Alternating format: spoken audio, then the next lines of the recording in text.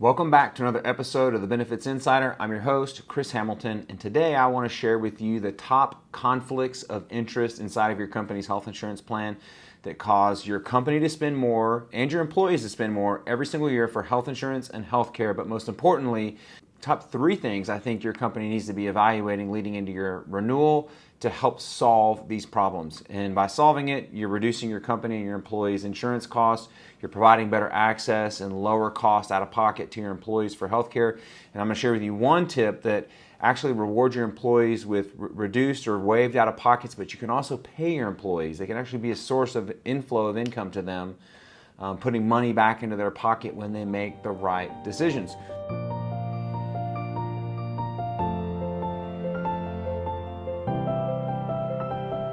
Everything I talk about is about aligning your incentives together with the market to get the outcome that you want. And there was an article released today by the Wall Street Journal, which has done a great job of exposing a lot of things happening in health insurance and health care, a lot of the inefficiencies, but they're not really talking about necessarily how to solve that. That's what we're going to do today. But there was an article that was released in the Wall Street Journal today talking about the conflicts of interest that health insurance companies have, primarily dealing with healthcare. They have vertically integrated, and I'm going to share that with you today, but most importantly, how to solve that. So what you're looking at here, what the article talks about, and this is really important to understand if you want to solve rising health insurance costs in your business. So there's a provision in the Affordable Care Act called the medical loss ratio rebate. I've talked about this before. When you're looking at these insurance companies, their profit margin at the insurance company level is capped at 15% of the premium that they pay in. So if they're paying in, if they're taking in $1 million of premium, they're only going to get to keep 15%, which is 150 grand. So if you're the CFO of one of these companies that's publicly traded, do you want to take 15% of $1 million in premium, or do you want to take a 15% of some really massive number? That's right. So their profit margin is capped at 15%, so they've got to find a way to spend 85 cents of every dollar, or they're going to have to return it back to their policyholders. So what have these carriers done that's actually really smart if you're running a business, not if you're buying the insurance, but they have vertically integrated. So now they own their own PBM, they own their own specialty pharmacy distribution, and they're getting into the provider game. And so one of the ones I'm going to highlight today, which is what the Wall Street Journal article talks about, is United Healthcare, but I'm also going to talk a little bit about Cigna here for two reasons. One, if you look at United Healthcare, they own the second largest PBM in the world. Express Scripts is the first.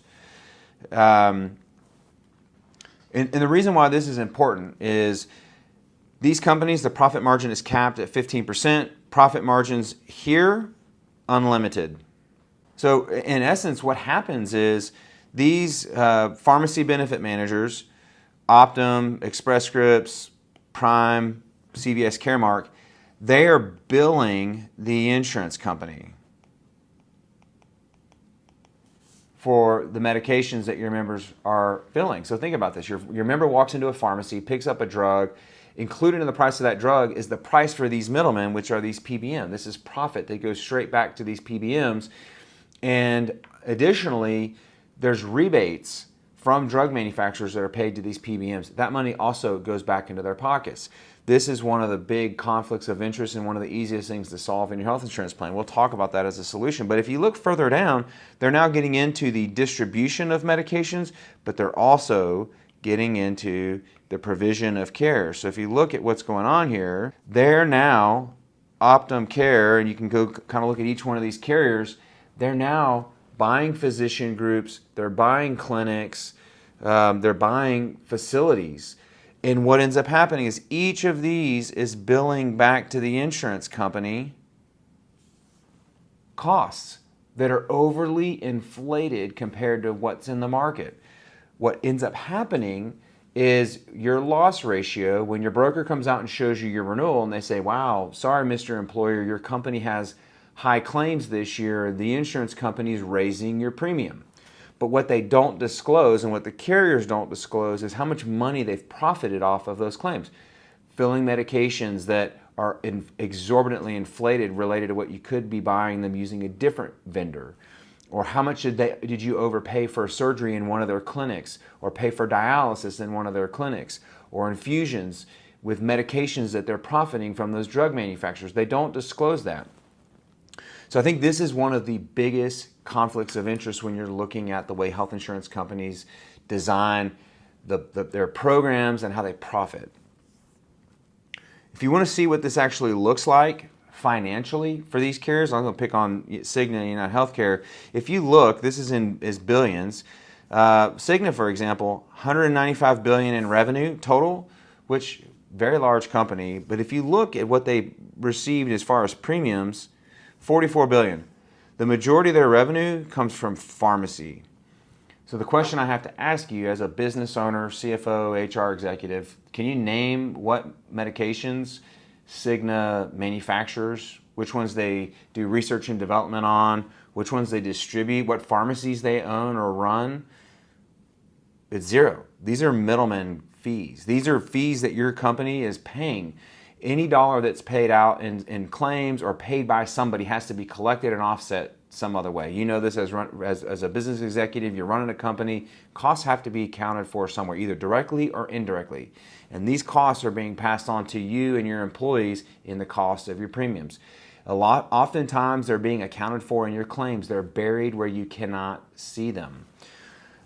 Let's look at Optum, United Healthcare. If you look, as far as their total revenues, a very significant chunk of that is coming from Optum. Optum is their physicians, it's their consulting practice, and the majority of that is coming from their pharmacy benefit management group. What does all this mean? The more you pay in claims, the more your insurance costs have to be to offset those costs. And so these are for-profit entities. And so as your claims costs rise, so does your premium to be able to pay for those things. And so this is one of the biggest conflicts of interest that we see. And as we have clients that have moved away from this model, they've been able to dramatically reduce their costs of insurance without impacting their benefits. In most cases, are actually enhancing the benefits their employees get. When you see what this has done for the carriers, since the ACA specifically, and I'm just going to highlight these here, if you just go look back in time, right around the time that the ACA was passed, this is when the ACA was passed. As we look forward, you can see this is the S&P 500 right here, S&P. Carriers track pretty close to that, but as the ACA was starting to be implemented, roughly around 14, 15, you can see the divergence from the S&P 500 by these carrier stocks greatly outperforming. This is United Healthcare right here. You can see this vast delta between what the broader market is doing and what these stocks are doing. And this is really when they set off on this course. Now, United Healthcare has been vertically integrating for some time, but this is really accelerated, from this time forward. And you can see the price change in their stock. Masterful job of managing the market. In fact, I think Harvard Business Review needs to do a case study here because from a business case standpoint, they've done a masterful job of navigating changes in legislation, changes in the business market, changes in our economy, and they're the new Amazon. They're the new, think about all the big disruptors that have become massive and they're titans of their industry. That's United Health. United Health is no longer an insurance company. They are a vertically integrated healthcare provider that offers insurance. Insurance is just one component. And that's how a lot of these insurance companies have become. So I just find it really interesting from that perspective. So what is it that you should do? What are the three things I think companies should be doing? I think the first is you need to be able to break away from having a carrier manage everything inside of your health insurance program. You've got to break up those misaligned incentives and conflicts of interest. The best way to do that is to become partially self-insured. And there's a number of things that you can do to make it safer than fully insuring. I've talked about that in prior episodes. I'll link to those in the comments as well. But the very first step is to become partially self-insured. The second step is to carve out these vendors from the carrier. We don't let the carrier manage these things like pharmacy benefit management. We shouldn't let them do our administration. We should build in additional programs that allow our employees to get access to care at a lower cost than what the traditional network will pay. And the third thing that you should be doing is finding ways to incentivize and reward your employees for using the programs that are in place. So we talked about removing some of the programming from the insurance carrier. You can also layer in additional programs for care navigation that allow your employees to access the same health care, sometimes even with the same providers, at a fraction of the cost that the traditional network would be paying for that. And in exchange for that, they get a waived deductible, waived out-of-pocket costs. They can have their surgery or their expensive medication, you name it, whatever it is that they're needing throughout the year, they have a way to access it at no out-of-pocket cost. When you think about your average employee, that may mean waiving a $3,000 to $5,000, $6,000 deductible or out-of-pocket, and that's life-changing money for many people. And so these are just a handful of tips that you can use to take advantage of being able to reduce the cost of health insurance for your business and your employees at the same time. Those two goals are not mutually exclusive. We see client after client after client, just like you, being able to accomplish that. If you're interested to learn more, I'll share a link to the playbook that we use with our clients that really breaks down the 3 pillars of our consulting approach. And if you have questions about that, feel free to send me a message. I'm happy to share any of the tips to help your company add more profitability to your bottom line and more money in your employees' paychecks. Until next time, take care.